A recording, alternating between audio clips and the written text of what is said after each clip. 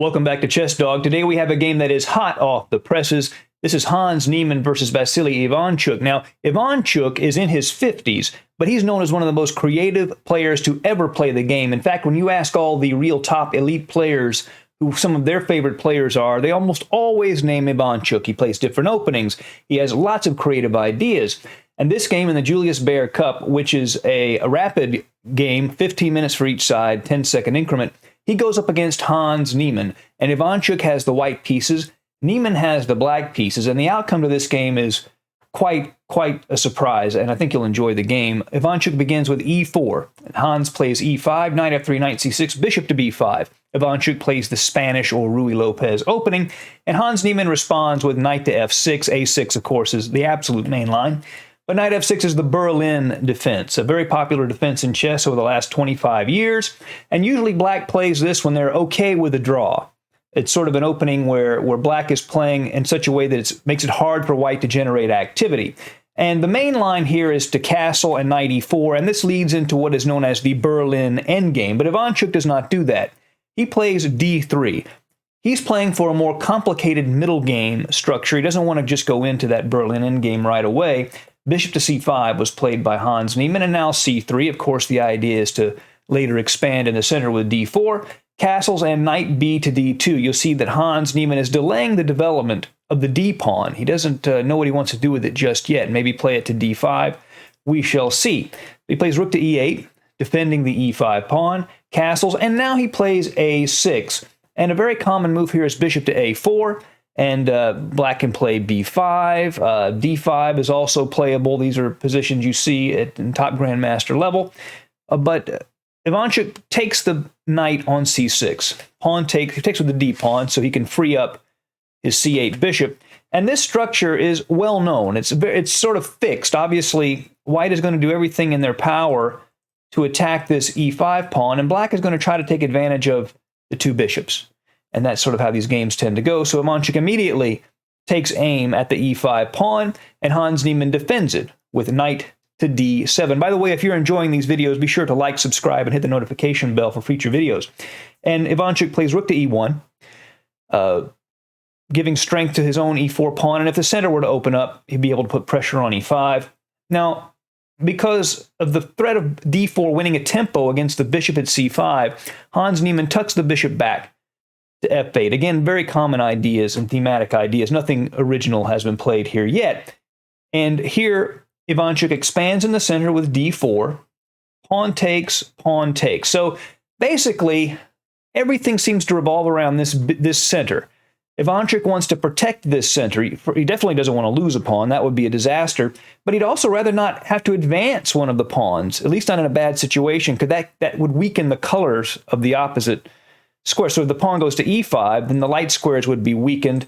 If this pawn moves to d5, then the dark squares would be weakened. So he wants to keep these pawns abreast in the center. So Hans plays knight to f6, attacking the e4 pawn, and he'd like to lure that pawn forward, just like I mentioned. And if e5, knight to d5, black is doing very well. It can be very happy with this position. So in order to prevent that, Ivanchuk plays bishop to g5, pinning the knight on f6 in an attempt to preserve these pawns. And this is a novelty. This is the novelty of the game. And Hans Niemann hits that bishop. And after bishop takes, queen takes, he continues to put pressure on the center. The queen aims at the d4 pawn. The pawn at e4 is targeted by the rook. Now, these pawns are currently defended, but he's going to try to build up the pressure. Here, Ivanchuk plays h3 because he doesn't want bishop to g4 to remove the defender of the d4 pawn, right? He's trying to keep this knight in place to keep d4 protected.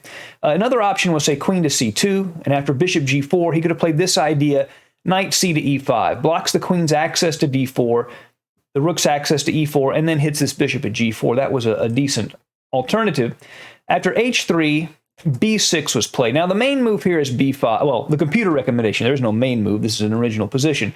The computer recommendation here is b5, gaining space, but Hans Niemann plays b6. And what that does is it keeps this knight on c4 out of the a5 square. In this structure, if that knight moves to a5, it can be irritating if he's able to pull it off. So b6 keeps the knight out of that square and allows the bishop at c8 to develop naturally.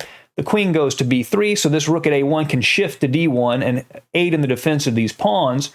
But now bishop to e6, pinning the knight against the queen. The computer's main recommendation here is c5, by the way. The bishop could recapture or lure this pawn forward, which Niemann would be fine with. But he plays bishop to e6, pinning the knight, and the queen moves to c3. And here, Niemann sort of is able to get what he wants strategically. He now plays c5, and what this does, after d5, he is able to get the queens off the board and plays bishop to d7.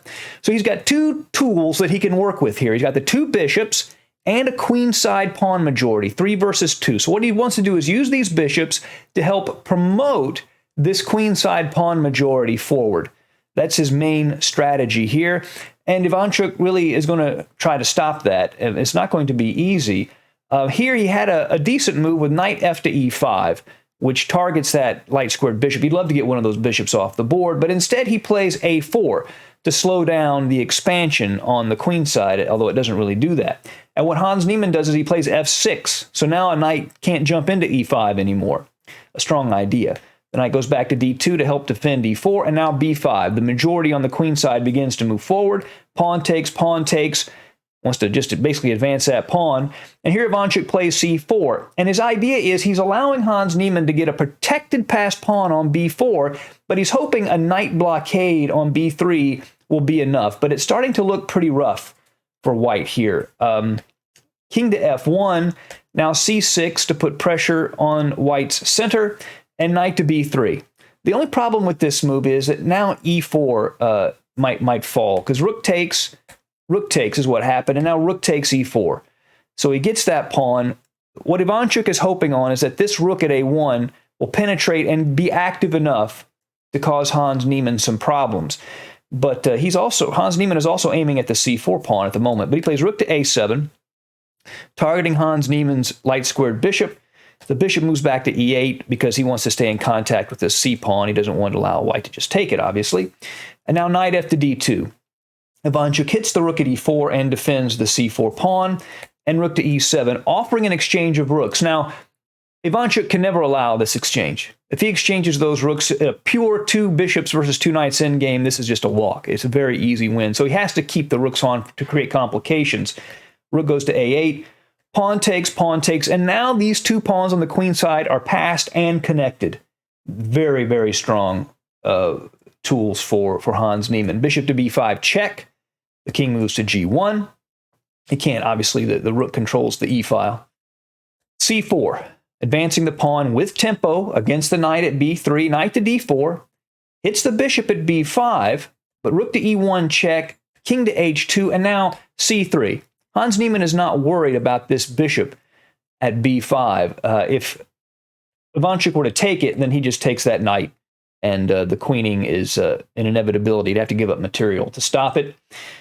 So instead, Ivanchuk plays knight to b3 and rook to e8, again offering the exchange of rooks. And in this position, somewhat surprisingly, Ivanchuk resigned. Now, I will say this, computers give black like +7, +8. Black is going to win this position. Ivanchuk knows that, and he's saying, why should I waste my energy? Let me show you a couple of possible moves. Say, let's rook to a7. Again, he has to keep rooks on the board. Bishop to c4. That targets this d5 pawn. Notice this b4 pawn is defended by the bishop at f8.